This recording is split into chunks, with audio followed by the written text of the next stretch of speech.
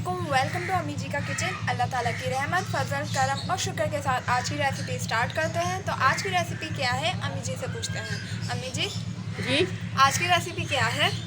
लच्छेदार पराठा। अरे वाह, तो आज हम बनाएंगे लच्छेदार पराठा, जो कि हर नाश्ते में बहुत ही मज़ेदार लगता है और सबको उसी की तलब होती है। तो देखते हैं लच्छेदार पराठा बनाने के लिए हमें क्या चाहिए। सबसे पहले मैंने 3 कप आटा लिया है, 1 चम्मच ऑयल गैस में डाल देंगे और 1/4 टेबल स्पून नमक डालेंगे। अब इसे अच्छे से मिक्स कर लेंगे।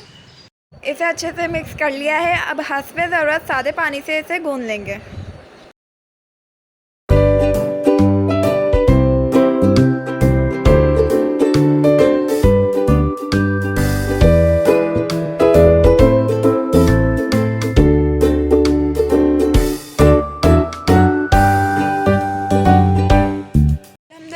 आटा अच्छे से गूंद लिया है। अब इसे कवर करके फ्रिज में आधे घंटे के लिए रख देंगे।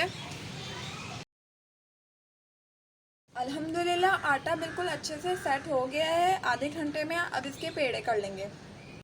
हाथों को ऑयल से अच्छे से ग्रीस कर लेंगे, फिर पेड़ा करेंगे। अल्हम्दुलिल्लाह पेड़े बन गए हैं। अब इसे बिस्मिल्लाहिर्रहमानिर्रहीम, अब इसे इस तरह करके फिर बेलन से इसे बेल लेंगे।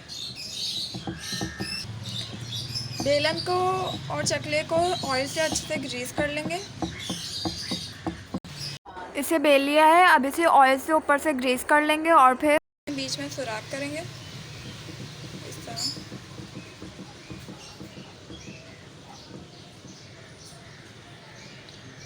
इसको यहाँ लेके जाएंगे, ऑयल से ग्रीस कर लेंगे। अब इसे बीच से कट करेंगे इस साइड से